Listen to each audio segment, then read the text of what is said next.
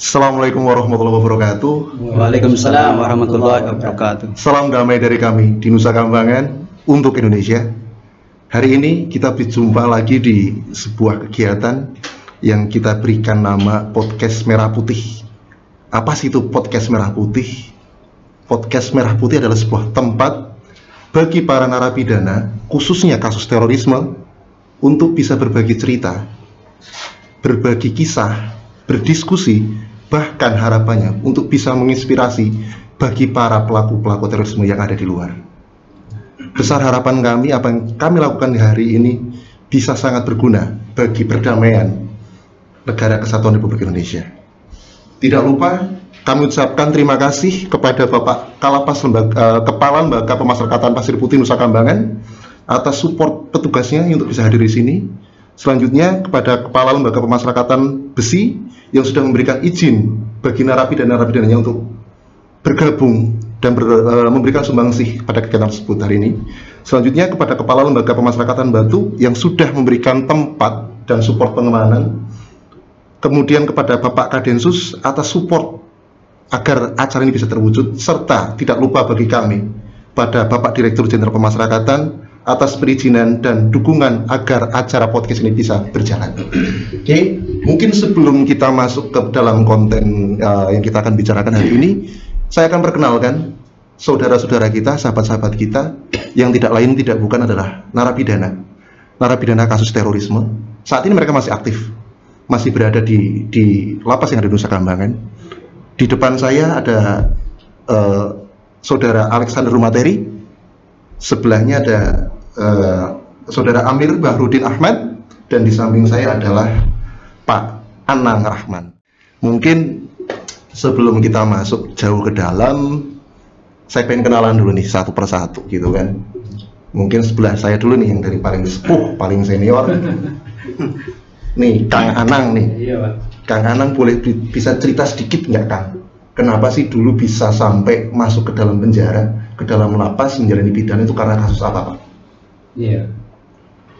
Ya, awalnya mendengar dakwah ini, dakwah tauhid ya, dari kakak kandung dan keponakan-keponakan, bahwa negara ini negara yang tidak berhukum dengan apa yang Allah turunkan, dan jika kita mati dalam keadaan zalim. Oleh karena itu mereka menyuruh saya supaya berangkat untuk hijrah, tinggalkan negeri ini. Nah, dari situ saya kira-kira 2 minggu Pak, saya putuskan untuk berangkat. Istri dan anak tidak mau ikut, saya tinggal. Gitu. Ditinggal Pak? Iya, saya tinggal Pak. Nah, karena anak dan istri itu adalah cobaan. Jadi penghalang. Jadi saya tinggalkan mereka Pak. Sampai akhirnya saya ketemu dengan kawan-kawan di Turki. Nah, 7 bulan saya di sana Pak. Akhirnya ya dideportasi, balik lagi ke Indonesia. Selanjutnya setelah dideportasi ngapain Pak? Nah, itu dia Pak. Ini kan dulu tujuannya pengen hijrah, terus tahu-tahu nggak bisa hijrah karena mungkin tertangkap oleh otoritas Turki, dideportasi. Pasti ada rasa-rasa gelisnya atau Pak? Alhamdulillah saya dideportasi itu tidak melalui kena densus, saya nggak lolos Pak. Oh, jadi masih pakai undang-undang yang lama mungkin ya Pak? Enggak, memang kita overstay waktu itu. Oh, overstay aja. Jadi pakai hukum imigrasi aja ya pasti ya Pak. Terus habis itu di Indonesia ngapain Pak? Setelah beberapa bulan saya di Indonesia, saya jenuh Pak, saya merasa bersalah gitu. Apalagi saya sering membaca-baca artikel-artikel kan, audio-audio dari Daulah gitu kan. Nah, yang membuat saya terpancing emosi saya itu, jika pintu hijrah tertutup, maka bukalah pintu jihad. Dari situ saya merenung Pak, saya harus lakukan sesuatu. Sementara saya melihat teman-teman saya, kalian sudah enak ya merasakan pahit getirnya perjuangan, kalian di dalam penjara. Itu di Mako Pak maksudnya Pak? Di Mako. Okay. Saya ada rasa kecemburuan Pak. Cemburu Pak? Itu salahnya saya gitu Pak. Kok lucu Pak, orang hidup di penjara, tersiksa, jauh dari keluarga, kok Bapak kepengen bahasanya kan? Itulah perasaan yang saat ini saya jadi merasa aneh. Kenapa saya punya perasaan seperti itu dulu?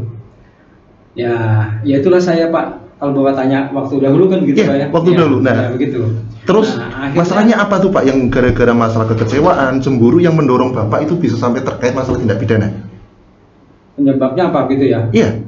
Ya karena negara ini tidak berhukum dengan hukum yang Allah turunkan, satu Pak. Betul. Yang kedua, mereka melakukan demokrasi Pak ya. Nah, demokrasi kita anggap itu adalah syirik Pak gitu. Nah, para pelaku-pelakunya itu ya melakukan kekafiran berarti. Nah, kita anggap mereka itu meskipun mereka muslim Pak, sholat, puasa, kita anggap mereka kafir. Nah, waktu itu kan. Perbuatannya nih Pak, contoh yang paling mungkin lebih real, perbuatan apa sih yang Bapak yang menyebabkan Pak Anang ini kok bisa sampai ditangkap oleh Densus? Oh, perbuatannya? Nah, saya waktu itu baru belajar sebetulnya Pak. Saya punya niat ingin ngebom Polres Pak. Bom Polres Pak? Ya, saya baru belajar bikin bahan peledak. Belum selesai karena bocor mungkin lewat HP. Qadarullah ya Pak? Ya, saya selalu sembrono gitu Pak menggunakan HP, bocor ketahuan. Alhamdulillah, kalau saya berpikir malah ada manfaatnya ya. Setelah tertangkap, belum sampai meledak bom itu, tertangkap duluan, masuk ke dalam lapas, insya Allah dapat hidayah ya Pak ya. Amin. Sudah dapat hidayah, sudah menyadari bahwa apa yang kemarin diyakini itu adalah sebuah kesalahan. Iya.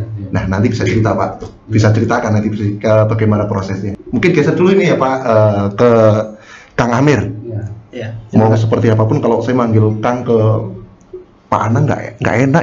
Biasa teman-teman manggilnya abang saya. Ubahnya udah kelihatan soalnya, mungkin manggil Pak aja ya biar enak gitu kan. Mungkin lanjut ke Kang Amir nih Kang. Kalau Kang Amir dulu kenapa sih bisa sampai terjerat dengan pidana terorisme dan akhirnya sekarang menghuni salah satu lapas di Nusa Kambangan? Iya, terima kasih Pak. Sebenarnya nggak jauh beda dengan apa yang diceritakan sama Abah kan, Abah Anang kan. Karena berangkat dari kita mempelajari tauhid ini kan, udah tadi sama orang yang tidak berhukum dengan hukum Allah kafir kan, pemerintahannya kemudian negara kafir dan aparat keamanan apa semua itu kafir seperti itu kan, sehingga kita berpemahaman wajib menegakkan hukum Allah, Al-Quran dan Sunnah kan, wajib berjihad untuk menegakkan hukum Allah dan Rasulnya. Kemudian berangkat dari pemahaman seperti itu, udah karena polisi TNI apa semua aparat yang mendukung tegaknya undang-undang buatan ini kan, nah, itu kafir semua kan. Nah, kita berkeyakinan bahwa mereka lah yang menghalangi untuk menegakkan hukum Allah ini. Akhirnya ya kasus saya itu ini perencanaan penembakan polisi di daerah mana Pak? Di daerah Bima NTB. Qadarullah sudah terjadi Pak. Astagfirullah. 2 orang dari aparat kepolisian kita suruh survei sudah ini udah terjadi, udah nembak juga, tapi qadarullah SMP senjata api yang kita pakai itu rakitan, jarak 1 meter udah bengkok-bengkok, hanya kena luka ringan aja. Alhamdulillah setelah lama-lama ya ditangkap lah saya, masukkan ke ditangkap oleh pihak Densus, kemudian lama-lama setelah proses persidangan dan lain sebagainya, kemudian saya mendapatkan vonis 10 tahun kan, kemudian dipindahkan dieksekusi ke lapas, salah satu lapas NK sini Nusa Kambangan. Hanya lama-lama alhamdulillah dapat hidayah, belajar tentang sebenarnya perbuatan atau apa yang dilakukan sebelumnya ada kekeliruannya, ada kesalahannya. Akhirnya setelah itulah Allah memberikan hidayah, ternyata harus dikoreksi lagi pemahaman sebelum ini. Ya demikianlah, alhamdulillah sampai sekarang ya lagi menggali terus gimana Islam yang sebenarnya seperti apa. Ya demikian mungkin Pak yang bisa saya sampaikan tentang. Terima kasih Kang, cerita masa lalunya sih gitu kan. Nah sekarang mungkin ke Kang Alek nih Kang, sedikit mengulik cerita masa lalu kan. Ceritain dong Kang. Ya, Assalamualaikum warahmatullahi wabarakatuh. Waalaikumsalam warahmatullahi wabarakatuh. Jadi ini kalau untuk yang kali ini sebetulnya saya masih belum bisa mengambil pelajaran dari apa yang pertama kali menimpa saya berupa hukuman penjara ini. Jadi ketika saya di penjara mulai tahun 2013 akhir, kemudian bebas 2016 akhir. Nah saat itu sudah berkembang ya ideologi ISIS ya. Pada saat itu berkembang ideologi ISIS, kemudian untuk di Indonesia sendiri ya terbentuklah satu jamaah JAD.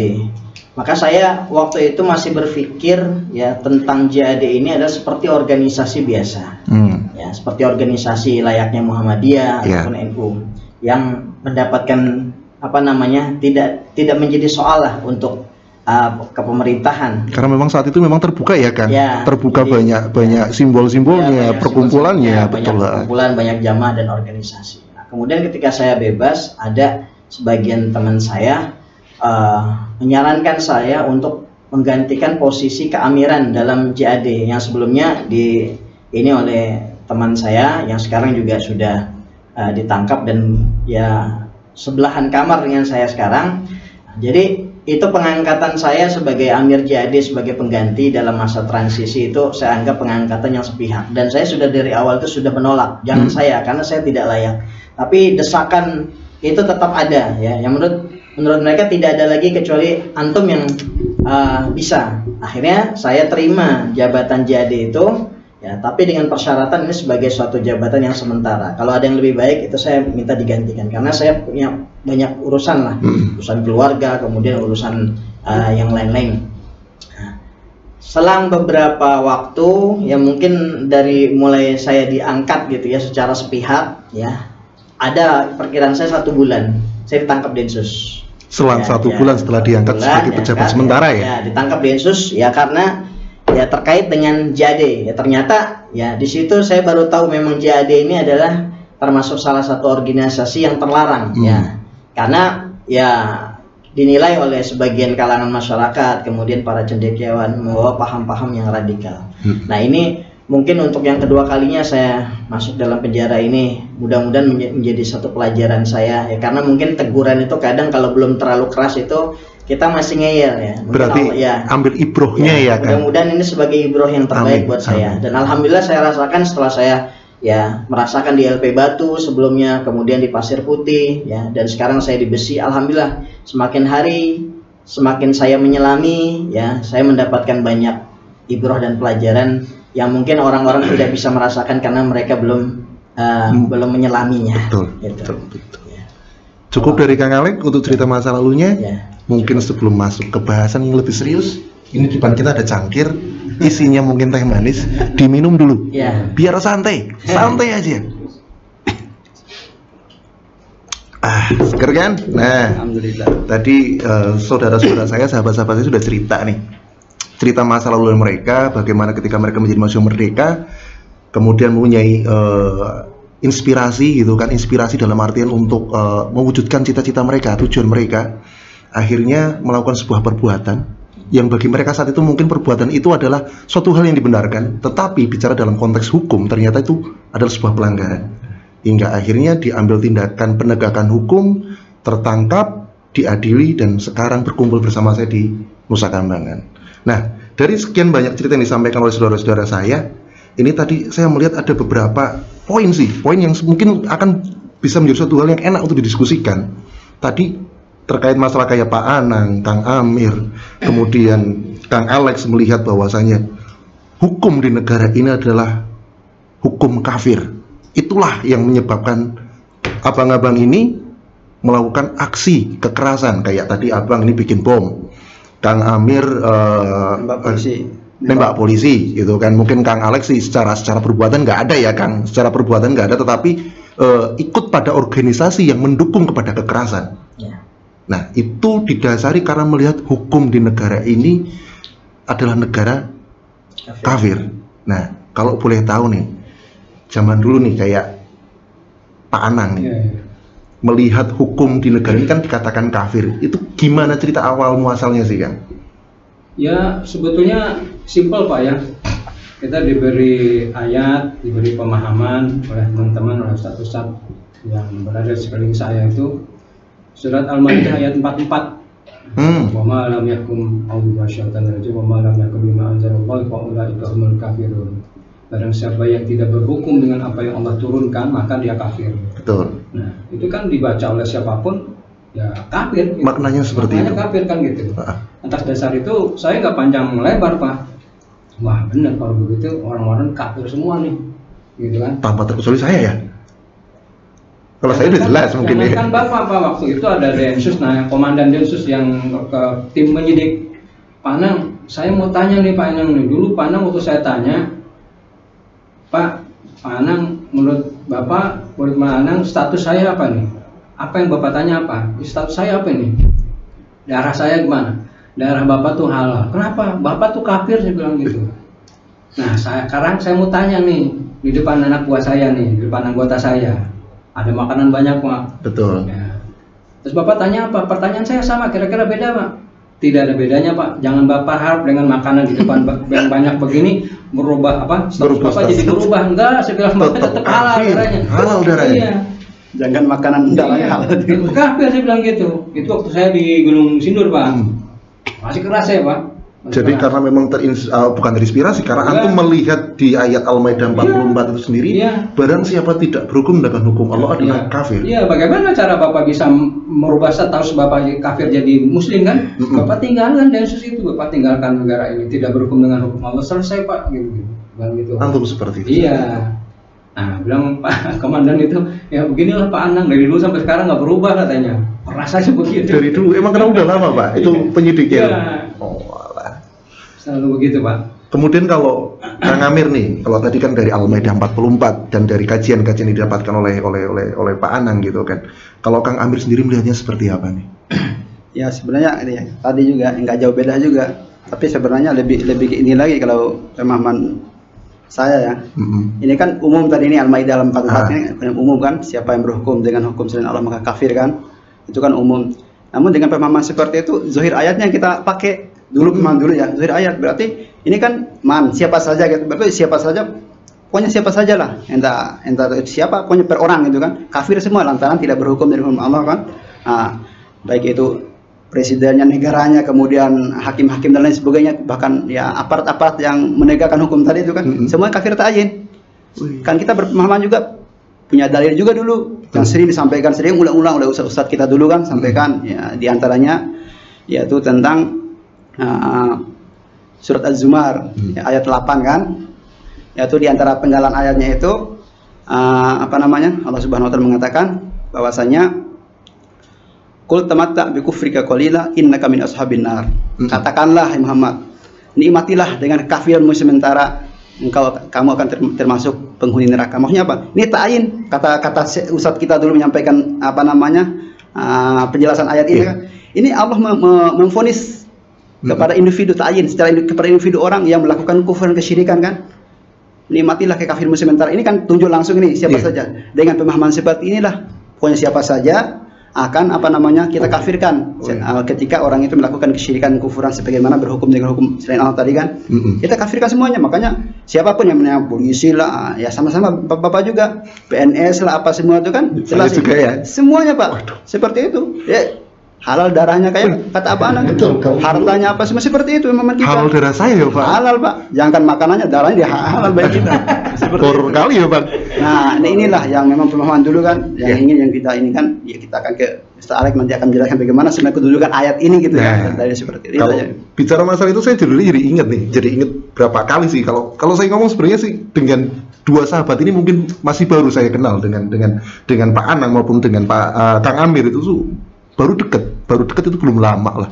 Tapi kalau bicara nih seorang laki-laki yang berjenggot lebat ini sudah kenal lama saya punya kesan tersendiri dengan Kang Alek, karena dulu pertama kali ketemu itu yang saya teringat-ingat itu masalah bajunya itu kan. Tapi nggak usah diungkapkan, ntar jadi polemik ya. Nah, setelah melalui proses panjang saya kenal sama Kang Alek, kita pernah akan membahas masalah ini ya.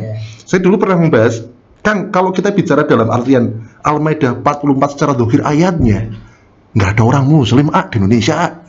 Saya mikirkan seperti itu kan, saya sempat sampaikan seperti itu ke antum. Cuma karena memang kapasitas saya kan cuma manusia biasa, muslim yang mungkin jahil dalam artian memang tidak terlalu menguasai ilmu. Saat itu kan antum banyak memberikan penjelasan ke anak, dan anak juga akhirnya jelas gitu. Tapi ya lebih baiknya kalau sekarang antum jelasin lagi deh, mumpung ada kamera nih, biar masyarakat nanti di luar juga bisa memahami. Kok kenapa ayat ini jangan dipahami secara zahir? Gitu loh, ayat Al-Maidah 44 khususnya salah satu yang banyak mendorong ikhwan-ikhwan teman-teman yang di luar itu melakukan aksi terorisme. Jadi kalau kita melihat kepada ayat Al-Quran surat Al-Maidah ayat 44, wa man lam yahkum bima anzalallah fa ulaika humul kafirun. Siapa yang tidak berhukum dengan hukum Allah, maka mereka adalah orang-orang kafir. Nah, ayat ini selalu dijadikan landasan untuk mengkafirkan setiap orang muslim ya yang jatuh di dalam perbuatan yang dinamakan oleh mereka sebagai tahakum. tahakum. Padahal kalau kita melihat kepada ayat-ayat Al-Quran ini, ya, maka kita tidak boleh memahami ayat Al-Quran secara zahirnya tanpa melirik kepada bagaimana para sahabat Rasulullah menafsirkan, bagaimana para tabi'in menafsirkan. Karena apa? Karena mereka ini a'lamu hadhil ummah, orang yang lebih mengetahui dalam umat ini. Jadi ketika suatu dulu ya, ini kalau kita berbicara tentang masalah makna ayat ya, karena saya pernah mendengar seorang ustadz menyampaikan, bahkan di dalam kitab Al-Jami disebutkan bahwasanya semua lafaz-lafaz kafir ya dalam Al-Quran, entah itu berbentuk sigotnya sigot fi'il atau sigotnya ada alif lamnya atau berbentuk masdar, semuanya maknanya adalah kafir besar. Lugohnya gitu ya. Secara lugohnya, secara ininya semuanya kafir yang mengeluarkan dari Islam. Tetapi kalau ada maknanya di dalam hadis itu maknanya bisa kafir kecil, bisa kafir besar. Tapi kalau seluruh dalam Al-Quran semuanya makna kafir besar.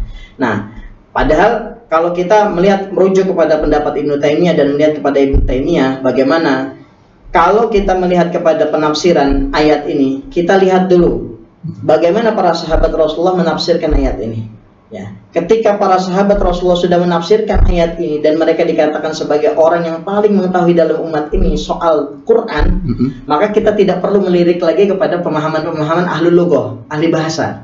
Ya. Jadi kan kalau mereka mengatakan kalau ada alif lamnya ini maknanya adalah kafir besar, kalau tidak ada alif lamnya adalah maknanya kafir kecil. Nah, ini. Jadi pemahaman inilah yang sekarang diambil oleh sebagian orang-orang untuk mengkafirkan setiap, ya maaf ya saya katakan, kaum muslimin yang ada di Indonesia, yang kata mereka ini jatuh di dalam sikap tahakum, berhukum kepada selain hukum Allah. Maka dengan landasan itu setelah mereka menjatuhkan takfir, mereka menghalalkan darahnya, kemudian mereka menghalalkan semuanya.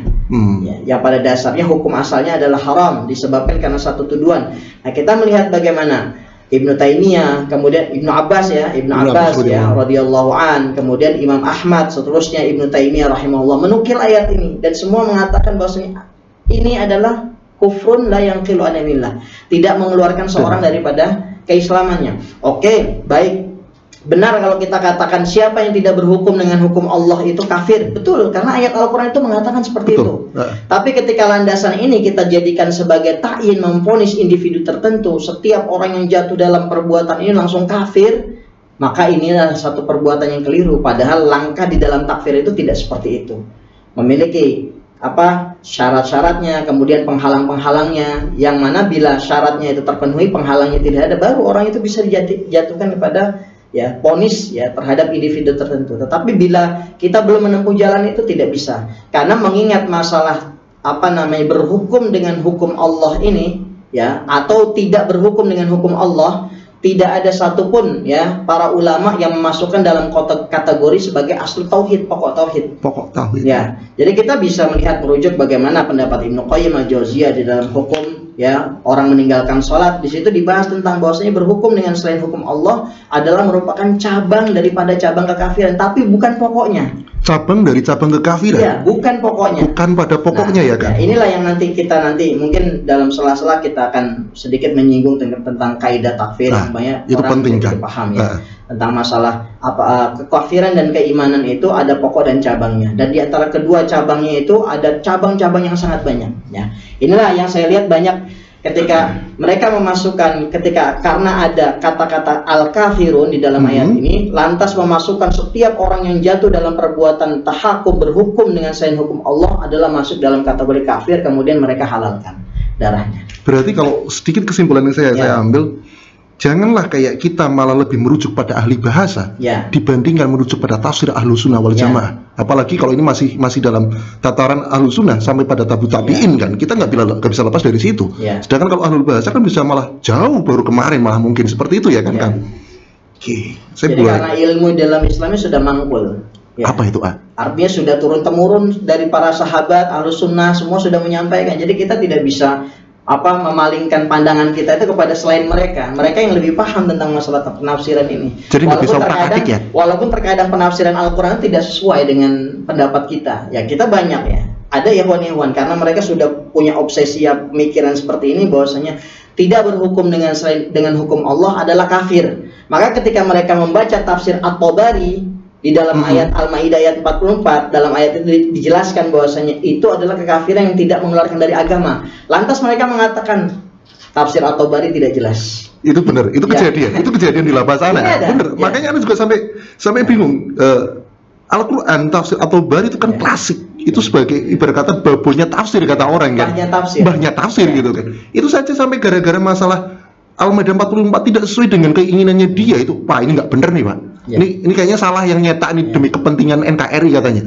Itu punya seudon yang seperti itunya gitu kan. Harusnya nggak seperti ini Pak tafsirnya.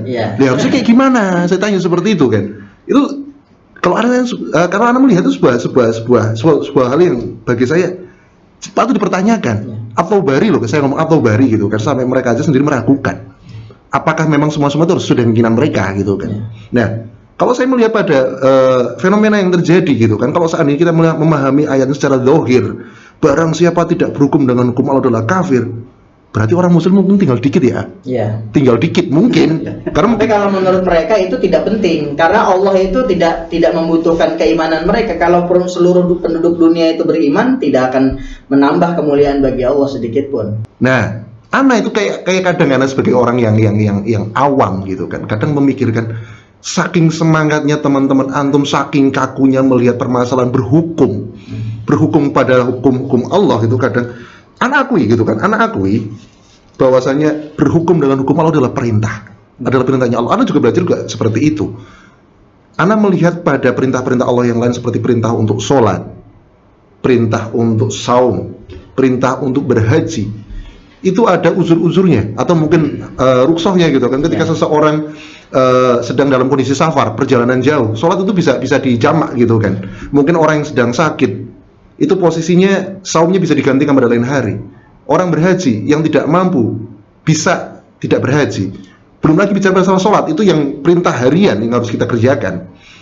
Sholat aja kalau Anda lihat itu perintah kewajiban yang menyesuaikan dengan kemampuan umatnya. Karena apa? Kalau kita memang mampu sholat dengan berdiri, ya kita dengan berdiri. Kita nggak mampu berdiri, kita sholat dengan duduk. Ketika sholat dengan duduk ternyata kita nggak mampu, masih disuruh dengan tidur. Tidur nggak mampu pun juga dengan mata. Kalau mata udah nggak mampu ya baru disolati kan. Kan seperti itu. Anda melihat sebuah kebijaksanaannya Allah kepada umatnya itu begitu besar. Kewajiban tetap harus dilaksanakan, tapi harus lihat kemampuan. Tetapi yang Anda lihat kalau teman-teman antum yang kemarin itu melihat sebuah fenomena negara yang kafir karena tidak menerapkan hukumnya Allah, mereka udah langsung aja amaliyahnya ya halal, karena halal darahnya kan, ya sudah berusaha menumpahkan darah sebanyak-banyaknya. Ini mau maaf Pak, potong kalimatnya. Gimana? Tadi saya tangkap apa yang disampaikan oleh Ustaz Alek tadi ya. Pesannya itu kan seperti menyalahkan orang-orang yang menafsirkan ayat bahwa surat Al-Maidah itu mengkafirkan orang-orang yang tidak berhukum dengan hukum Allah. Ya. Kan bunyi ayatnya memang jelas seperti itu. Barang siapa yang tidak berhukum dengan apa yang Allah turunkan, dia kafir. Nah, tadi penjelasan Ustaz Alek seolah-olah tidak kafir, gitu kan?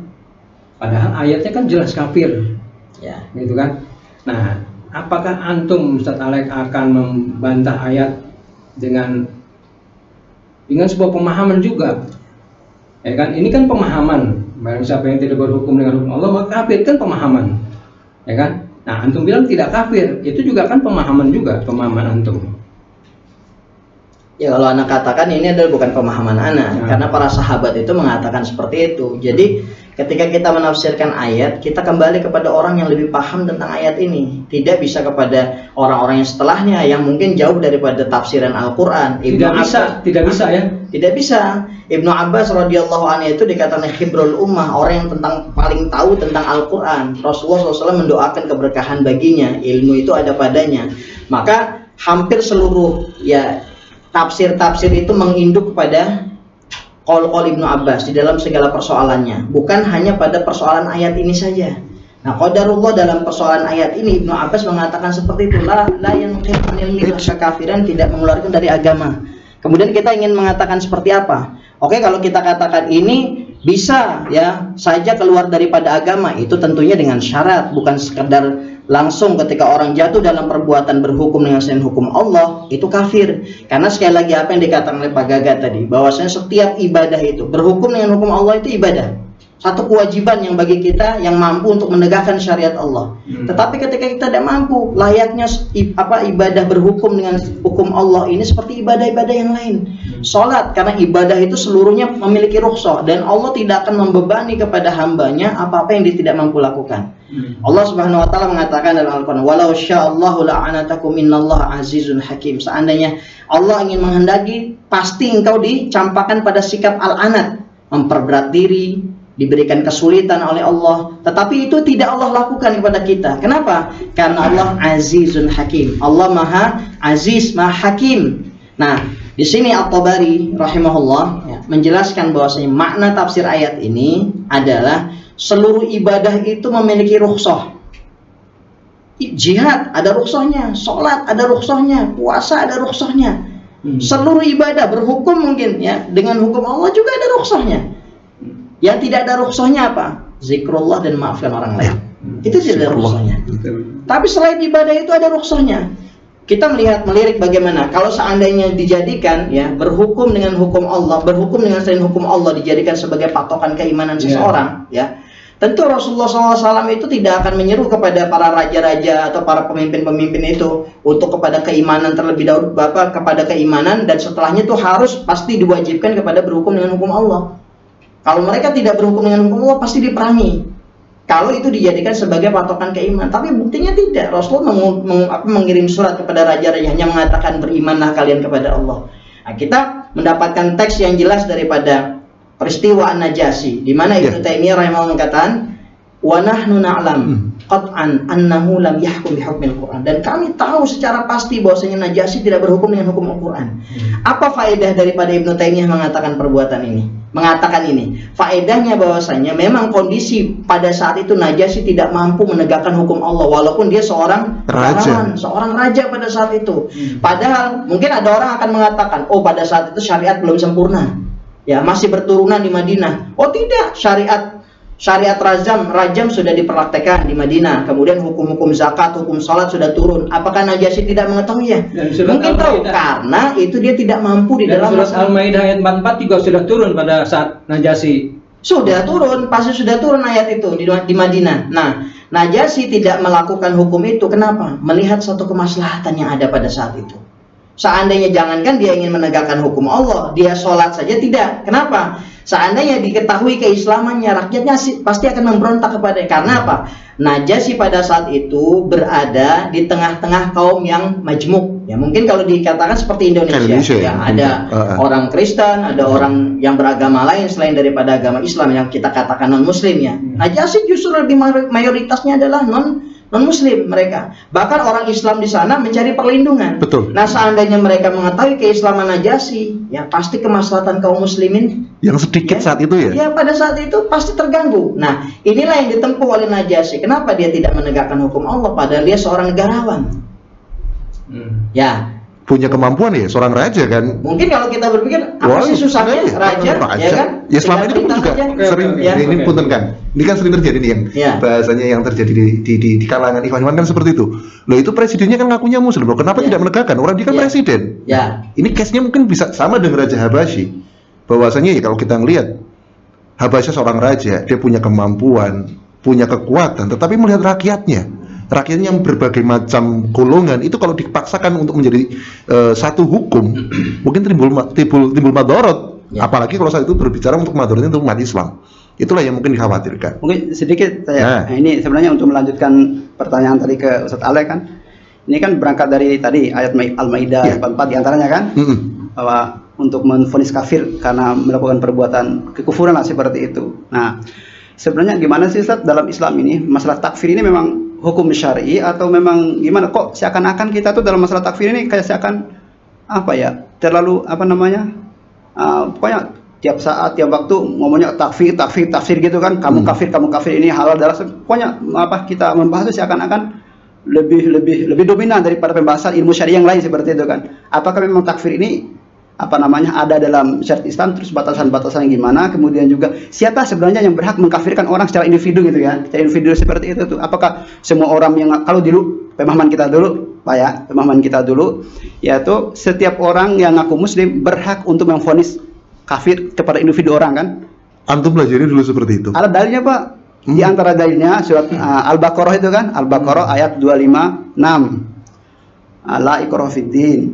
Qad tabayyana ar-rusyd minal ghayy. Faman yakfur bit-taghut wa yu'min billah faqad istamsaka bil urwatil wuthqa la infisama laha wal samiul alim. Nah, intinya dalam ayat ini adalah siapa yang kufur kepada taghut dan iman kepada Allah, sungguh dia telah berpegang teguh dengan ikatan Islam yang kuat. Itu la ilaha illallah, kan berarti dia muslim kalau dia kufur kepada taghut dan iman kepada Allah. Nah, salah satu bentuk kufur kepada taghut harus mengkafirkan. Kita harus mengkafirkan individu orang yang melakukan kekufuran tadi.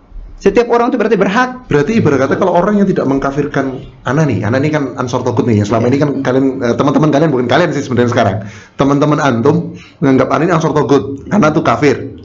Kalau teman antum itu tidak mengkafirkan Ana, maka juga jatuh kafir. Berdasarkan ayat berarti dia belum berpegang teguh dengan ayatnya Allah. Ayat Allah seperti ini. Malah kitanya yang jadi kafir. Iya nanti. Makanya gimana? Kita mengkafirkan Bapak, saya jadi kafir.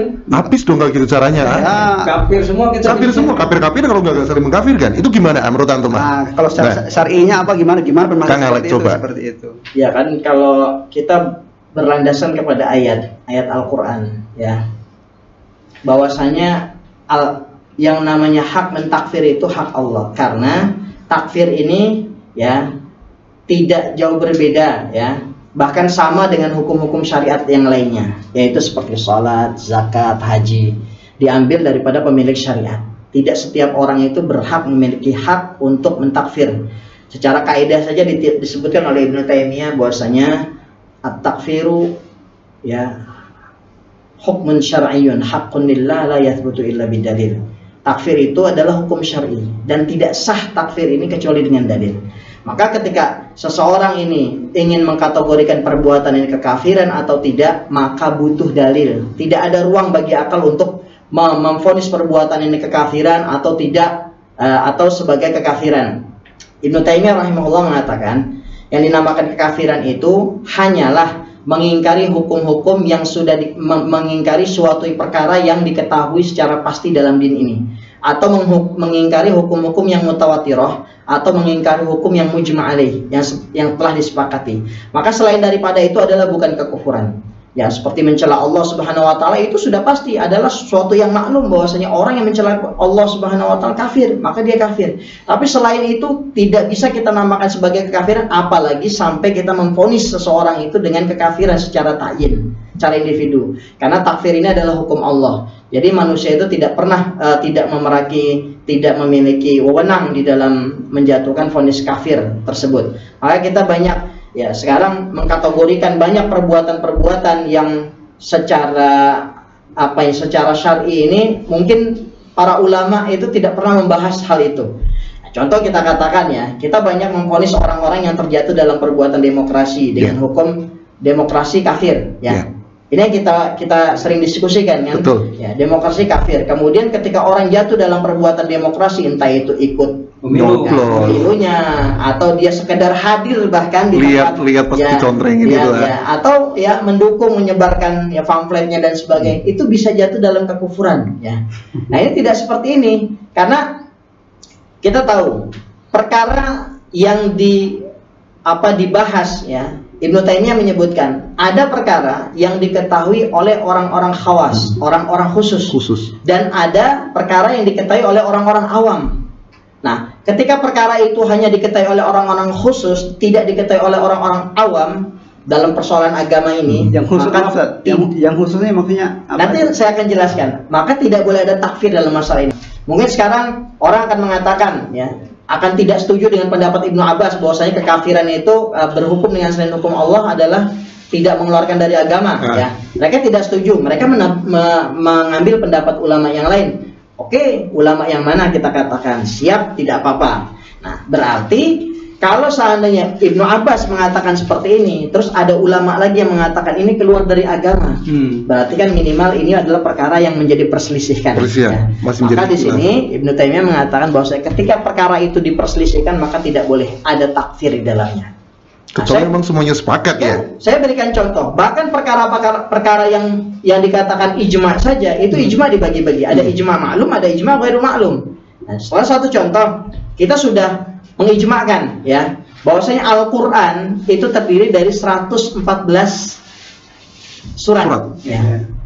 Ada sahabat Rasulullah SAW mengurangi 2 surat, yaitu surat Al-Falaq, Anas, yaitu sahabat Ibnu Mas'ud radhiyallahu anhu, tidak menyertakan 2 surat ini di dalam mushafnya, menghapus mushaf karena dianggap bagi dia itu periwayatan tentang ayat ini secara ini belum mutawatir bagi dia, belum ini secara mangkulannya itu belum mutawatir bagi dia, sehingga apa? Belum yakin. Kemudian para sahabat lain ada yang menambahkan surat Al-Quran bernama surat kunut atau menamakan surat Al-Hafdu, yaitu doa kunut witir, kunut nazilah yang dibaca oleh Umar bin Khattab radhiyallahu anhu.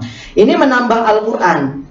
Kalau kita tahu dari secara keumuman fatwa para ulama, siapa yang menolak 1 huruf dari Al-Quran kafir. Ini atau menambahkan surat ditambah suratnya, dihilangkan 2 suratnya.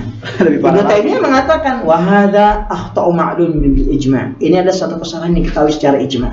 Tapi dengan ini Ibnu Taimiyah dan para ulama-ulama, ya para sahabat tidak mengkafirkan Ibnu Mas'ud radhiyallahu anhu.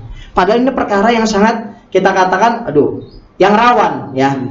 Apalagi perkara-perkara yang sangat jauh pada hari ini yang hanya orang awam, banyak loh ya kita di antara ikhwan-ikhwan ini berpendapat ini masalah demokrasi adalah suatu perkara yang sudah maklum, sudah diketahui oleh din ini dalam agama. Bahkan manusia-manusia di pelosok itu ketika mereka tidak tahu persoalan tentang demokrasi itu tidak diudzur, karena ini sudah perkara maksud dalam perkara yang masalah zahirah ya. Padahal kalau kita kembali merujuk kepada pendapat Ibnu Taimiyah, pendapat yang disebut zahirah khafiyah itu adalah perkara yang nisbi, yang relatif. Mungkin bagi Pak Gaga perkara itu zahir, tapi menurut saya khafi. Atau mungkin sebaliknya, bagi saya zahir, menurut Pak Gaga khafi. Tergantung ilmu yang dimiliki ya. Ya, itu tidak bisa dikatakan. Ya banyaklah kita nanti akan mendapatkan dalam kol-kol Ibnu Taimiyah yang sebenarnya Ibnu Taimiyah itu bukan seorang takfiri yang mudah sangat mengkafirkan dalam menjatuhkan vonis kafir. Tidak. Kalau kita meneliti surat kitab-kitab beliau dalam Majmu' Fatawa ya, dalam Majmu' Fatawa ya, kemudian dalam kitab-kitab yang lain,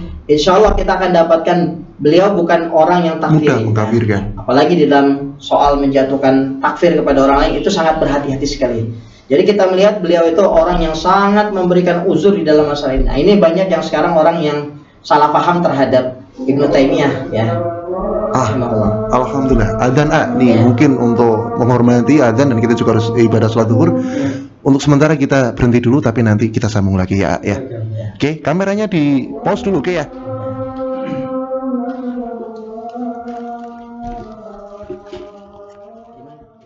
Oke, disambung lagi tadi, alhamdulillah. Zuhur sudah memanggil. Nah, sekarang kita lanjutkan lagi kewajiban kita yang lain untuk memberikan pencerahan bagi rekan-rekan kita. Nah, tadi kan sampai di Ibnu Taimiyah adalah sosok seorang ulama yang tidak mudah mentakfir. Ya. Begitu ya. Nah, ini yang sering saya lihat fenomena yang terjadi khususnya di teman-teman yang ada di lapas, khususnya lapas Pasir Putih itu kan. Di mana mereka itu antara ilmu dengan girohnya itu nggak sebanding. Ilmunya baru sedikit, tetapi giroh mereka untuk mentakfir itu begitu besar gitu kan.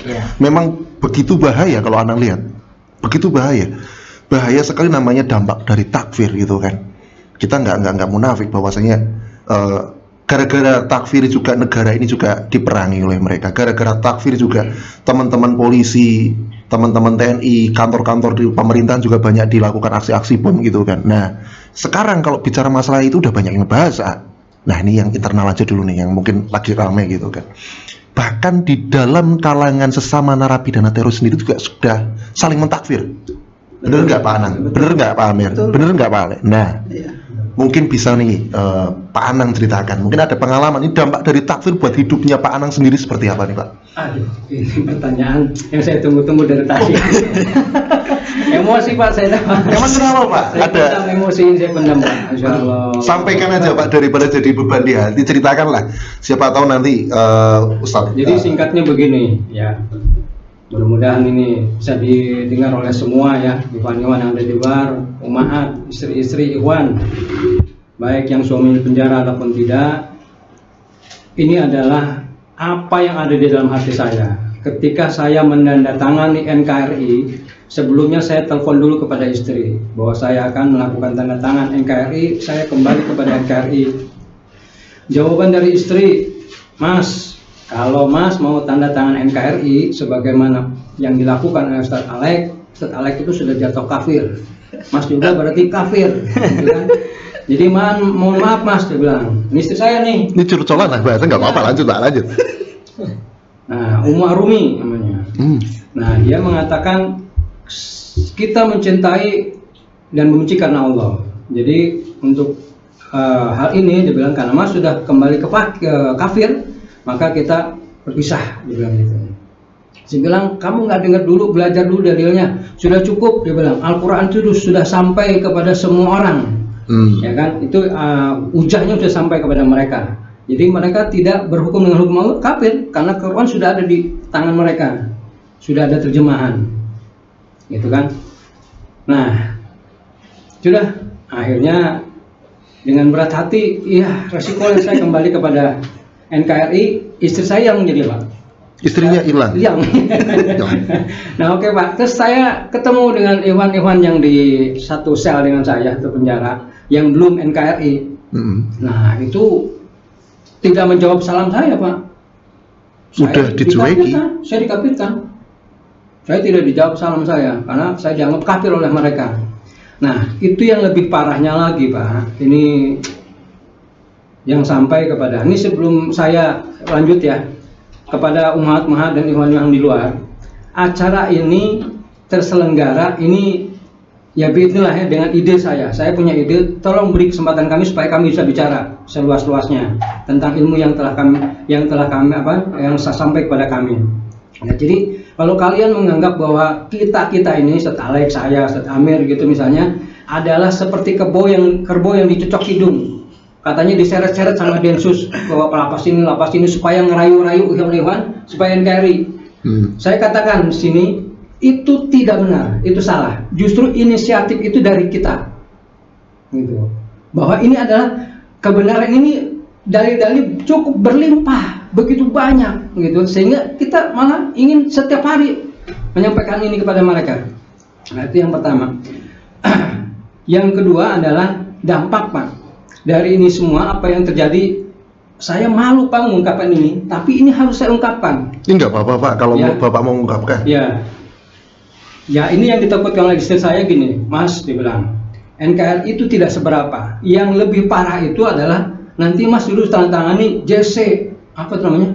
Justice Collaboration. Justice Collaboration. Nah Mas disuruh nanti membongkar apa? Jaringan-jaringan. Nah setelah saya pahami, saya nggak usah disuruh sama Densus untuk membongkar jaringan, malah saya sendiri yang inisiatif. Kita bongkar jaringan ini.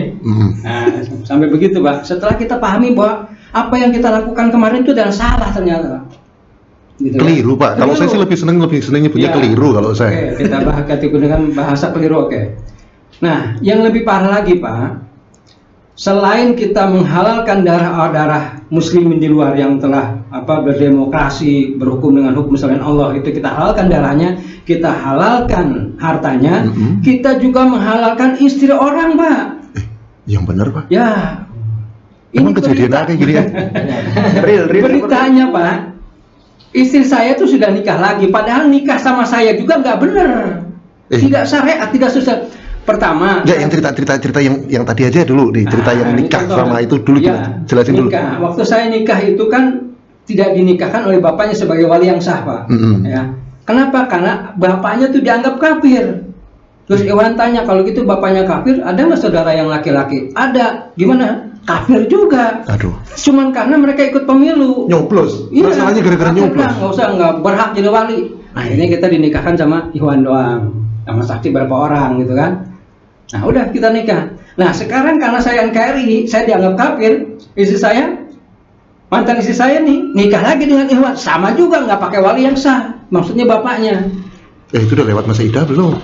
Waduh, udah nggak tahu lah Pak, nggak ngitung-ngitung idah lagi mungkin itu.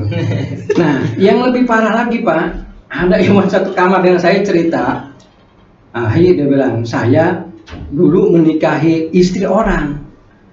Allah, saya bilang, kenapa bisa begini, saya bilang. Hanya gara-gara masalah takfir ini sendiri. Suaminya tanda tangan NKRI. Enggak, bukan. Itu dulu sebelum masalah NKRI ini. Suaminya itu diajak untuk bergabung menjadi Ansor Daulah. Suaminya nggak mau. Hanya diajak bergabung. Istrinya yang ngajak nih. Iya, istrinya ngajak suaminya bergabung. Gabung di WA. Ayolah, Abi, baiat, taruhlah kayak gitu. Mereka istrinya terpaparkan dengan daulah gitu ya. Karena masuk grup di WA gitu. Akhirnya ngajaklah suaminya untuk bergabung di daulah. Suaminya, saya nggak mau, daulah itu Khawarij gitu kan. Kata suaminya ya. Kata suaminya. Nah, akhirnya istrinya ngirim surat. Mas, dia bilang, Mas sudah kafir. Saya karena nggak dukung daulah. Ya, dukung daulah. Cerai dah. Nah, lari ke Iwan. Iwan menikahi istri itu yang cerai tadi.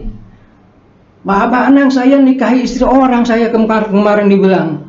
Gimana ya saya kepada Allah? Dari kita tobat sama-sama. Saya menikahi istri orang, belum diceraikan oleh suaminya. Suaminya tidak merasa menceraikan. Jadi gara-gara masalah takfir yang begitu serampangan, akhirnya timbul banyaknya rusaknya kehormatan wanita ya. Salah satunya kan seperti itu. Kalau itu lebih parah lagi, Pak. Ada umahat perempuan di daulah ini, Pak. Saya itu adalah orang yang ke-11, Pak. Suaminya gitu ya, suami ke-11. Jadi dia nikah, saking mudahnya nih nikah tanpa wali gitu kan. Nah, itu nikah ke saya ke-11. Jadi 3-4 bulan cerai gitu. Nah, dulu saya pernah jemput di rumahnya, langsung ada bapaknya. Nggak dianggap bapaknya itu. Padahal masih tinggal di situ. Ya, kita ke tempat lain, kita kontrakin, kita nikah di situ. Astaga. Bapaknya kita nggak anggap. Nah, ini ya Allah, malu saya Pak itu, Pak. Kok bisa begini saya? Jadi bagaimana sih Kak? Perasaannya kalian mau menegakkan syariat Islam, sedangkan nikah saja tidak pakai syariat. Astagfirullah. Jadi syariat mana yang mau kita tegakkan ini sebetulnya? Mungkin ada komentar dari Ustadz Alek atau Ustadz Amir. Gimana nih? Mau dikomentarin dulu atau mau ngecek? Tambahan lah. Ini juga kelanjutan sebenarnya dampaknya kan. Dampak dari takfir ini sendiri nanti biar nanti Kang Alek lah yang sedikit aja nih. Sedikit merespon kan. Ini sebenarnya dari pengalaman pribadi juga. Ini kayak Abah Anang juga tadi habis tanda tangan kan. Saya habis tanda tangan NKRI.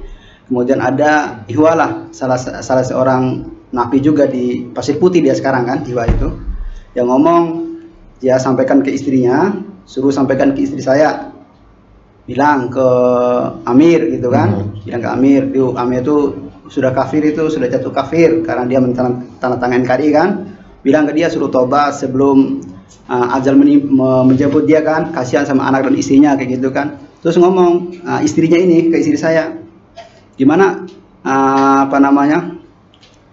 tanggapan anti tentang suami anti kan sudah kafir nih, tanda tangan NKRI kan kafir. Terus istri saya jawab, nah kalau masalah itu saya belum bisa banyak komentar dulu karena mereka lebih paham tentang apa yang mereka lakukan kan. Saya akan nunggu dulu dia pulang, baru dia akan menjelaskan kepada saya bagaimana sebenarnya yang terjadi gitu kan. Saya belum bisa memvonis apa-apa tuh, menghukumi dulu gitu kan. Langsung ini istri Ikhwan tadi ini, kalau orang tidak mengkafirkan orang kafir, ya udah, itulah dan fenomena. Akhirnya apa? Berarti istri saya dikafirkan. Sudah kafir juga gara-gara tidak mengkafirkan antum. Mengkafirkan saya. Padahal posisinya istri antum pun juga nggak mau mengkafirkan karena posisinya nunggu tabayun. Dan juga istri saya belum tahu apa sebenarnya yang terjadi kan, mau tabayun dulu. Tapi nggak ada istilah tabayun. Langsung dikafirkan karena dia tidak mengkafirkan saya. Nah, ini fenomena-fenomena seperti ini. Bagaimana sebenarnya secara syar'inya kan? Apakah ini gimana seperti itu? Mungkin Ustaz Alek bisa paham nih. Fenomena yang terjadi nih. Jujur, memang kalau anak kadang yang sering hidup di tengah-tengah mereka, cerita-cerita seperti itu banyak masuk ke anak gitu kan. Jujur, kok anak ngelihat satu sisi kayak mereka punya semangat giroh untuk menegakkan syariat, terus dilandasi dengan takfir yang begitu hebatnya kayak gitu kan, bentar-bentar takfir, bentar kafir, kok malah jadinya seperti ini. Nah, menurut antum ini kenapa sih sebenarnya sih? Ya, jadi sebenarnya perkara takfir ini adalah yang serampangan ya, tentunya ya, adalah bukan suatu perkara yang baru. Di zaman dahulu juga, dari sejak zaman para sahabat radhiyallahu anhum, perkara ini sudah ada. Ya, ini dipelopori oleh orang-orang Khawarij, yang mana mereka ini mudah sekali untuk menjatuhkan takfir, mengkafirkan ya orang-orang yang tidak sesuai dengan kebid'ahan mereka. Nah, di sini kita mungkin bisa mengambil contoh Ibnu Taimiyah. Makanya tadi kan kita membahas tentang soal Ibnu Taimiyah itu bukan seorang takfiri, bukan orang yang sangat mudah untuk menjatuhkan takfir kepada orang. Kita ambil contoh ya, Mungkin perkaranya itu sudah kita ketahui secara pasti bahwasanya meminta dan beristighosah kepada Rasulullah itu adalah menurut Ahlus Sunnah adalah kesyirikan. Betul. Ya. Tetapi para ulama sekali lagi di dalam persoalan ini berbeda pendapat. Ya. Ada yang mengkafirkan, ada yang tidak mengkafirkan. Nah, Ibnu Taimiyah sendiri tidak mengkafirkan orang-orang yang terjatuh dalam perbuatan itu. Bahkan Al-Bakri, ya. Mungkin kalau kita katakan kepada orang-orang dulu, ini bukan antum jangan membawa masalah ini kepada masalah yang maklum minaddin. Ini masalah khofiyah. Tentang Ibnu Taimiyah rahimahullah tidak mengkafirkan Al-Bakri. Bakri adalah seorang ulama yang gencar mendakwahkan bolehnya beristighosah kepada Nabi. Ziarah kubur. Ziarah kubur, meminta-minta kepada orang-orang soleh yang sudah mati. Maka Ibnu Taimiyah rahimahullah membantah dengan kitabnya. Dibantah lagi oleh Al-Bakri ini. Bahkan dengan bantahan yang lebih kecil lagi sampai dia mengkafirkan Ibnu Taimiyah. Tapi dengan demikian Ibnu Taimiyah tidak mengkafirkan Al-Bakri. Bahkan dan hal yang paling menarik lagi, ketika Al-Bakri ini menjadi DPO, dicari oleh Sultan pada saat itu, dan tidak ada satu tempat untuk dia bersembunyi kecuali di rumah Ibnu Taimiyah. Ibnu Taimiyah memberikan perlindungan kepadanya. Ini satu-satu bukti ya, bahwasanya seandainya mungkin orang-orang seperti Al-Bakri itu hidup di tengah-tengah orang-orang yang ekstrim, ya pasti udah dicincang-cincang itu Al-Bakri. Ya, ini Ibnu Taimiyah, kita ambil contoh lagi di mana Ibnu Taimiyah, ya begitu juga Imam Ahmad rahimahullah, dinukil oleh Ibnu Taimiyah di dalam kitabnya bahwasanya Ibnu Taimiyah tidak para ulama tidak mengkafirkan Ahmad ibn Abi Du'ad. Kita mengambil contoh ada kisah Yahya bin Ma'in ketika pada saat terjadinya fitnah kemakhlukan Al-Qur'an. Yahya bin Ma'in datang kepada Imam Ahmad. Dia mengatakan Al-Qur'an adalah makhluk. Datang ke Imam Ahmad, kemudian Imam Ahmad tidak menjawab salamnya. Ini dipahami oleh orang-orang yang berlebih-lebihan, dipahami bahwasanya Imam Ahmad mengkafirkan Yahya bin Ma'in. Ya, ini saya katakan suatu hal yang tidak mungkin. Bagaimana Imam Ahmad mengkafirkan Yahya bin Ma'in sementara Ahmad ibnu Abi Du'ad sebagai dai Jahmiyahnya tidak dikafirkan. Bahkan ketika Imam Ahmad dipenjara oleh Al-Mu'tasim, Ahmad ibnu Abi Du'ad mengatakan kepada Al-Mu'tasim sambil musyiran ila Imam Ahmad, sambil menunjuk kepada Imam Ahmad, bunuh dia. Darahnya menjadi tanggungan saya. Tapi namun demikian tidak ada seorang ulama pun mengkafirkan Ahmad ibn Abi Du'ad. Ya. Itu dalam kisah Syiar Alam An-Nubala yang ditulis oleh Imam Adz-Dzahabi itu disebutkan kisah itu. Kemudian di mana para ulama-ulama yang lain tidak mengkafirkan Ibnu Arabi, ya. Kemudian tidak mengkafirkan Ibnu Hajar Al-Haythami. Bahkan ya Ibnu Hajar Al-Asqalani itu sampai berani sumpah, ya, sumpah berani mati. Itu kalau dalam bahasa kita mubahalah ya, dengan orang-orang yang mendukung Ibnu Arabi. Kita tahu bagaimana pendapat-pendapat Ibnu Arabi dalam kesesatannya tentang masalah ya keimanan dan akidahnya. Tapi tidak ada seorang pun yang walaupun mereka sampai adu argumentasi Ibnu Hajar Al-Asqalani dengan lawannya, dengan orang-orang pendukung Ibnu Arabi, tidak ada yang saling mengkafirkan walaupun sampai berani adu sumpah mati. Ini kita tidak ya. Bahkan yang paling bahaya lagi, manusia ya yang dikatakan wanita oleh Rasulullah itu adalah orang yang paling lemah, yang lemah akalnya, setengah agamanya, sudah menjadi qadhi pada hari ini, menjadi hakim. Ya, yang mudah menghakimi suami-suaminya. Masya Allah, saya melihat ya, fenomena pada saat ini ya, ketika kita melihat banyak iwan-iwan yang NKRI kemudian istrinya ya bukan hanya sekedar kalau mereka mengatakan oh saya minta cerai, itu bagus mungkin ya. Tapi ini mereka melakukan goder ya, pemutusan kesepakatan secara sepihak. Artinya tidak ada bahasa hulu, tidak ada bahasa talak, tidak ada bahasa fasah. Tiba-tiba dia sudah menikah dengan orang lain. Masya Allah. Masih di orang. Saya katakan sebenarnya agama siapa yang sedang kita praktekkan? Agama fitrah dari Allah ataukah agama orang-orang Khawarij? Ibnu Umar ya, sebetulnya agamanya Khawarij gimana? Karena begini Pak, di zaman para sahabat Ibnu Umar sudah mengatakan, dan orang-orang Khawarij itu biasa menikahi wanita-wanita di dalam masa iddah. Jika datang salah seorang wanita kepada mereka, maka mereka menikahkan kepada orang lain yang satu jamaah dengan mereka. Maka kata Ibnu Umar, kami tidak melihat orang yang layak untuk diperangi kecuali mereka. Khawarij itu sholat nggak sih? Sholat, bahkan Antum bacaan Al-Quran itu tidak ada apa-apanya dengan mereka. Lebih hebatnya mereka. Sholatnya itu tidak, sampai Ali radhiyallahu anhu yang dikatakan sahabat Rasulullah ragu untuk memerangi mereka ketika melihat saking ibadahnya mereka. Maka Ali radhiyallahu anhu berdoa kepada Allah, wahai para sahabat-sahabat Rasul, jangan kau ragu memerangi mereka. Sungguhnya mereka ini adalah orang-orang yang paling buruk yang dikatakan benar anjing-anjing neraka. Sahabat Rasulullah masih ragu karena keberadaan mereka itu susah untuk dideteksi. Kealimannya ada di tengah-tengah mereka. Nah, ini bahaya takfir ini ya, sampai kepada masalah-masalah saat ini di mana para akhwat ya sudah menjadi qadhi pada saat ini. Ya, memutuskan dalam suatu perkara yang sangat besar.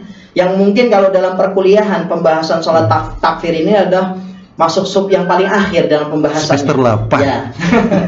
Ini kita tidak. Mungkin baca Quran kita tidak mungkiri, di kalangan ikhwan-ikhwan banyak ya, di tengah-tengah ikhwan-ikhwan kita banyak yang tidak bisa baca Quran ya. Tapi sudah mengkafirkan. Tahu ikro, belajar ikro dalam LP. Tapi pembahasannya itu begitu tinggi. Masya Allah, saya katakan ini sampai kepada masalah mereka mengatakan setiap ikhwan-ikhwan yang NKRI itu semua kafir ya, istrinya itu harus dipisah. Ya. Bahasa-bahasa mereka itu keji-keji sekali. Harus diselamatkan. Dan saya katakan begini. Ya, tadi saya sudah singgung di awal ya. Saya sudah singgung di awal bahwasanya perkara masalah NKRI ini tidak ada ulama yang berbicara soal itu.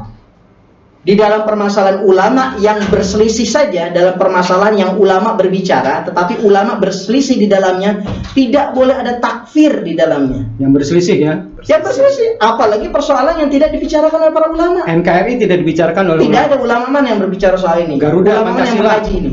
Ulama mana yang mengkaji masalah ini. Nah, itu masalah-masalah itu nanti kita akan bahas dalam pembahasan-pembahasan kitab-kitab Ibnu Taimiyah. Ayo, kita beradu argumentasi. Kita harus berhujah. Ya, jangan modal prasangka ya. Jangan modal prasangka. Ya, kalau kita gentleman ya, kita memang berani, kita adu argumentasi, berbicara. Antum ya mentakfirkan orang, ya ini harus dengan dalil. Ayo kita bicara dalil. Di mana para ulama berbicara soal ini? Di mana ayat Al-Qur'an yang mengkafirkan hal ini? Nah, kita jangan berdasarkan tuduhan ya. Kalau berdasar tuduhan ini jelas tidak benar. Di dalam perkara takfir dalam kaidah juga telah menyelisih syariat kita. Tidak boleh ada ruang akal ya. Tidak boleh, karena apa? Ibnu Taimiyah mengatakan wal aqlu ya'lamu shawabu khata'uhu. Akal itu terkadang mengetahui kebenaran dan kesalahan sesuatu perkara. Tetapi tidak setiap sesuatu perkara menurut akal itu salah, kafir menurut syariat. Nah, ini seperti ini kan. Iwan menilai teks Ikrar NKRI. Ini adalah kekufuran. Itu menurut siapa? Menurut akal dan pemikiran mereka. Maka ketika mereka membangun takfir dalam hal ini harus datangkan dalil syar'i. Tidak bisa seperti itu, tidak segampang itu yang mereka sumpah setia kepada Undang-Undang 45 Pancasila misalnya gitu kan, sumpah setia. Sekarang kalau kita mengatakan sumpah setia kepada Republik Indonesia atau Undang-Undang 45. Oke. Kita banyak peraturan-peraturan di tengah negara Indonesia ini seperti kewajiban berKTP, ya kan? Kemudian kita mungkin kalau keluar negeri harus berpaspor. Atau kita di tengah-tengah kita ingin sekedar mengambil aplikasi dari sebuah internet, ada sebuah perjanjian yang nantinya pada suatu nanti ada suatu permasalahan, maka kita akan merujuk kepada hukum-hukum yang ada yang berlaku pada negeri itu. Bisa kita katakan itu sebagai tahakum. Nah, kalau tahakum di Indonesia, saya yakin yang sekarang napi teroris terkena kasus ini semua nggak ada yang Islam, kafir semua. Tahakum semua. Ya, tahakum semua.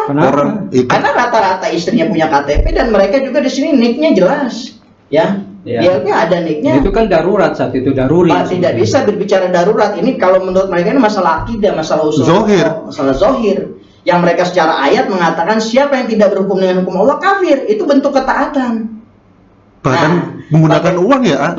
Iya. Uang cuma ini makanya lah ya, kita di dalam persoalan yang sangat rumit sekali perlu ada pembahasan yang sangat jauh ya. Hendaklah orang-orang yang memiliki kesabaran, kemudian memiliki kecerdasan ya, betul-betul berhati-hati dalam persoalan yang sangat besar ini. Nah, kita sebagai contoh ini ya, kita kan tadi menyinggung tentang soal NKRI ya. Ini mungkin sebagai pelajaran ya untuk ya akhwat, kemudian ikhwan-ikhwan yang ada di luar ya. Ketika kalian melihat suami kalian NKRI, kemudian kalian putuskan ya hubungan ya, kemudian ya, atau yang lebih dahsyat lagi ya, tanpa ada sepengetahuan dari suami-suami kalian, ada permohonan talak dan sebagainya, kalian menikah ya. Ini saya katakan, persoalan NKRI ini adalah bukan kekufuran, itu sudah saya nyatakan ya. Makanya saya katakan, kalau mereka mengatakan ini adalah kekufuran, datangkan dalil atas kekafiran perbuatan ini. Jangan, dalil itu jangan menggunakan berarti. Kalau berarti ini dalilnya orang Khawarij. Kalau dia maksudnya berarti gimana tuh? Berarti begini maksudnya. Kalau dia berdalil ayat ini, oh berarti dia kafir. Kalau dia kafir berarti dia menyekutukan Allah. Siapa yang tidak berhukum dengan hukum Allah berarti kafir. Ya. Ini berarti itu nggak bisa begitu. Jangan kita berdalil dengan itu. Ya nanti kita kalau berarti nanti kita tasalsul artinya. Kita membangun hukum itu di atas apa? Hal yang berantai. Ya karena begini, karena begini, karena begini jadi kafir. Tidak. Dalil yang qat'i, syar'i. Makanya Allah katakan dalam kaidah dikatakan bahwasanya takfir itu hukum syar'i, hakun lillah, hak Allah, la yathbutu illa bidalil, tidak tegak, tidak sah kecuali dengan dalil. Ya, makanya di sini ada satu kaidah yang mana ya inilah saya katakan ya, para orang-orang di zaman ini serampangan di dalam mengatakan. Sebenarnya banyak sekali peringatan-peringatan ulama dalam hal ini. Siapa yang tidak mengkafirkan orang kafir, maka dia kafir. Kaidah ini benar. Kaidahnya. Ya, tetapi sesuai dengan kaidah, dengan keinginan ulama yang membuat kaidah ini, bukan seperti keinginan kita pribadi. Ya, ini tadi ya kita akan lihat dari Ustaz Baharudin ini ya. Ada istrinya tidak mengkafirkan suaminya karena suaminya NKRI atau sekedar ridho dengan suami NKRI. Istrinya juga kafir kalau tidak mengkafirkan. Ini apa? Pemahaman apa? Jadi kalau kita katakan pemahaman yang benar itu adalah siapa yang tidak mengkafirkan orang kafir maka dia kafir, itu adalah seorang atau suatu kaum yang kekafirannya itu tidak ada perselisihan lagi. Semuanya sepakat. Ya, mau ahlul bid'ah, ahlus sunnah, ya kalangan kaum muslimin tidak ada perbedaan. Seperti kekafiran orang-orang yang tidak pernah beriman kepada Allah Subhanahu walaupun sekali. Ya, seperti itu. Bukan hanya sekedar, apalagi ini perkara-perkara yang tidak satu ulama pun yang berbicara soal ini, soal NKRI. Ya, yang ulama berbicara saja, terus ulama berselisih di dalamnya, tidak boleh ada kafir. Banyak sekarang kita melihat dalam perkara-perkara syariat yang ulama berselisih tentang masalah sholat. Ya. Masalah sholat, ulama berselisih. Tapi ada nggak Imam Ahmad dan Imam Syafi'i saling mengkafirkan ketika berbeda pendapat? Tidak ada. Ya. Masalah berhukum dengan selain hukum Allah. Pendapat Imam Ahmad begini, pendapat Ibnu Taimiyah begini, bahkan pendapat Ibnu Abbas begini. Ada nggak mereka yang saling mengkafirkan? Tidak. Tidak ada yang mengkafirkan kecuali orang-orang Khawarij. Ya. Kenapa? Ya, kita kan harus melihat peristiwa. Ya, ketika Ali dan Muawiyah ini dilihat ada tanda-tanda kedamaian di antara kedua belah pihak ini, maka orang-orang Khawarij ini menolak adanya perdamaian yang nantinya dikhawatirkan akan terkuaklah siapa pembunuhnya Utsman. Maka mereka itulah menggembar-gemborkan satu moto mereka itu la hukma illallah, tidak ada hukum kecuali hukum Allah. Mereka membawa ayat ini bukan pada tempatnya, wa man lam yahkum bima anzalallah fa ulaika humul kafirun. Ini antum bisa membaca dalam qaulnya Imam Al-Juwaini, kemudian Ibnu Bar, ya, kemudian dan ulama-ulama yang tentang penafsiran ayat ini, kemudian bagaimana ya para orang-orang Khawarij ini mengambil pemahaman ayat ini untuk mengkafirkan setiap orang yang berselisih dengan pendapat mereka. Mungkin ada pendapat sedikit nih, kayaknya sih udah lumayan lama juga sih kita ngobrol kan. Mungkin ada sedikit pendapat dari Pak Anang, kata-kata lah mungkin sedikit untuk disampaikan, closing aja. Saya 2 minggu Pak, saya sakit Pak, waktu mau memikirkan tanda tangan apa jangannya gitu ya. Saya merasa ini salah apa enggak ya, dosa apa enggak ya saya tanda tangan gitu Pak. Tapi dalil-dalilnya begitu kuat bahwa apa yang saya lakukan itu salah gitu loh Pak. Nah sehingga ya Allah, berarti saya selama ini Khawarij, saya bilang gitu kan. Saya telah mengkafirkan orang, menghalalkan darah mereka, terus menghalalkan harta mereka, sementara mereka muslim yang bersyahadat sama dengan saya, mereka sholat juga, tapi saya kafirkan hanya dengan pemahaman saya yang dangkal gitu loh Pak. Berarti saya Khawarij, saya bukan mujahid, saya bilang. Itu dalam hati saya bilang. Saya bertobat kepada Allah, saya bilang. Saya berhenti jadi Khawarij, begitu. Nah, maka ada biasa yang digembar-gemborkan oleh Ikhwan, oh Ikhwan, istiqomah, sabar gitu kan. Saya bilang, pemahaman mereka untuk sabar dan istiqomah itu maksudnya jangan tanda tangan, Pak. Itu kan berarti itu orang yang sabar, itu yang istiqomah, tidak tanda tangan NKRI itu. Tapi saya pikir berarti saya sabar dan istiqomah menjadi khawarij kalau begitu, saya bilang. Enggak, saya bilang. Kalau gitu saya bismillah, saya tanda tangan NKRI, saya bilang. Nggak ada paksaan kan, Pak? Iya, Pak, nggak ada. Tapi karena memang benar dari ilmu. Ya, karena ilmu sudah berlimpah, Pak, itu, Pak. Ternyata apa yang saya lakukan kemarin itu adalah kekiluruan yang luar biasa, Pak. Mungkin dari Kang Amir nih. Ya, sedikit sebenarnya ya menyampaikan masalah kehati-hatian dalam takfir saja sebenarnya. Ada cerita sedikit di waktu saya masih di Lapas Batu ini sebelum pindah ke Lapas Besi kan.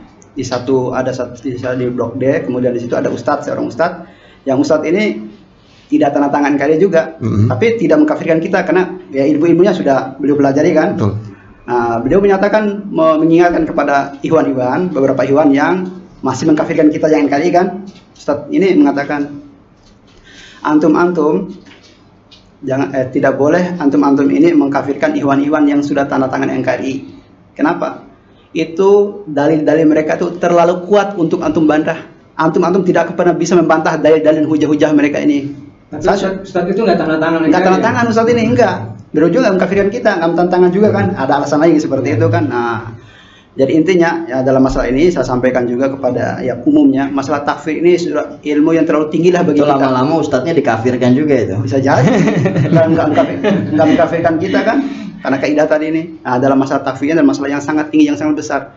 Malah ada seorang ulama, Ibnu Abidin dalam hasyiahnya kan, Ibnu Abidin seorang ulama salaf ya, beliau mengatakan tidak bisa dikatakan bahwa keturunan Genghis Khan, ini kan Raja Tartar. Keturunannya kan ada yang Muslim juga.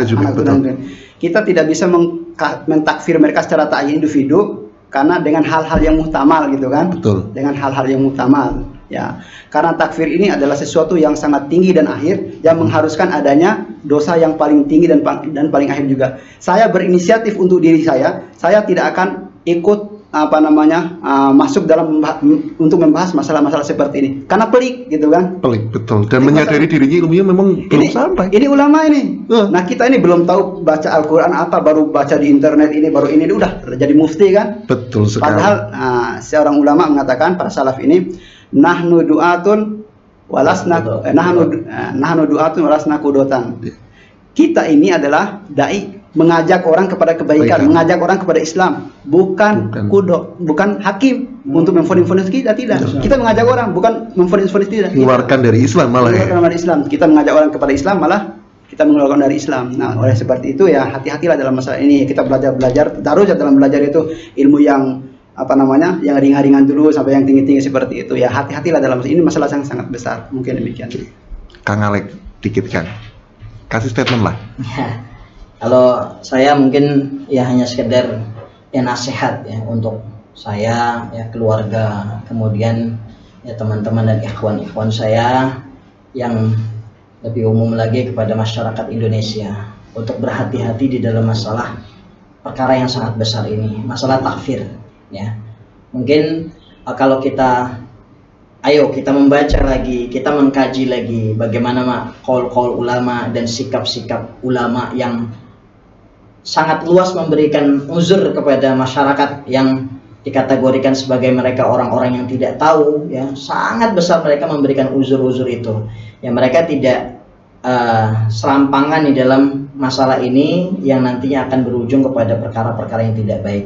Jadi kita kembali kepada pemahaman yang pertengahan ya di dalam masalah takfir ini, tidak serampangan juga tidak terlalu longgar di dalam masalah ini, karena ya pemahaman Ahlus Sunnah ini di tengah-tengah antara pemahaman Khawarij dan paham Murji'ah.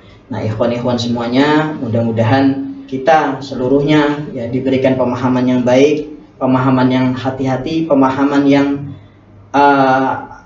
mengedepankan rahmat Allah kepada hamba-hamba yang lemah ya. Betul. Kita harus bisa menerima rahmat Allah karena Islam itu tidak sekaku apa yang kita pahami dahulu, tapi Islam itu luas sekali. Kalau kita membaca ya banyak ya qaul-qaulnya Ibnu Taimiyah, kemudian ulama-ulama yang lain, masya Allah. Mungkin antum nanti akan mendapatkan suatu hal yang sangat berharga sekali ya. Dimana qaul-qaul Ibnu Taimiyah itu mungkin ya sangat menyelisihi apa yang diimani, apa yang diyakini oleh ya sebagian ikhwan-ikhwan yang tentunya ya jatuh di dalam persoalan-persoalan takfir yang ekstrim ini. Insya Allah mungkin dalam kesempatan yang lain akan kita bahas semua itu, akan kita kaji. Tentunya kita banyak berdoa kepada Allah Subhanahu Wa Taala. Ya jangan pernah jangan pernah kita berputus asa dalam meraih kebaikan. Imam Ahmad rahimahullah berdoa kepada Allah, ya dalilal khuyara dullani ala tariqis sadiqin waj'alni min ibadikal mukhlasin. Ya Allah, ya, yang menunjuki orang-orang yang bingung, maka tunjukilah ya ya dalilal khuyara dullani ala tariqis sadiqin, wahai yang menunjuki jalan orang-orang yang benar, ya, jadikanlah aku ya termasuk hamba-hambamu yang ikhlas. Berdoa kepada Allah ya akan minta diberikan jalan petunjuk, diberikan jalan yang baik. Karena kalau kita mungkin ya seperti istilah Pak Gaga ya, kalau kita ingin melihat kita ini salah, kesalahan itu tidak bisa dilihat oleh diri sendiri, tetapi orang lain yang bisa menilai. Maka kalau kita ingin mengetahui apa kesalahan kita, keluar dulu. Nah, terpenting kita berhati-hati lagi daripada pemahaman ya mudah mengkafirkan, karena asal dari pemahaman ini bersumber daripada orang-orang Khawarij dan Rafidhah, dan mereka tentu dikatakan oleh para ulama sebagai ahlul bid'ah. Peringatan di dalam kitab Al-Barbahari dikatakan, jangan kalian mengiringi jenazah ahlul bid'ah, maka Allah akan memberikan murka sampai engkau kembali. Dan jangan kau nikahkan anakmu dengan ahlul bid'ah, maka sesungguhnya dia akan memutuskan tali silaturahmi. Dan ini terjadi ketika kita menikahkan sebagian keluarga kita dengan ahlul bid'ah. Ya contohnya mungkin yang berpahaman ekstrim dalam soal takfir, dia pasti memutuskan tali silaturahmi. Berapa banyak bapak-bapak yang dianggap kafir oleh anaknya? Berapa banyak ya anak-anak ibu yang dianggap kafir oleh anak? Diputuskan tali silaturahmi dengan ya kebidahan mereka. Wallahu a'lam bishawab. Ya mudah-mudahan ini bermanfaat untuk kita. Kita mohon kepada Allah diberikan petunjuk pada jalan yang baik.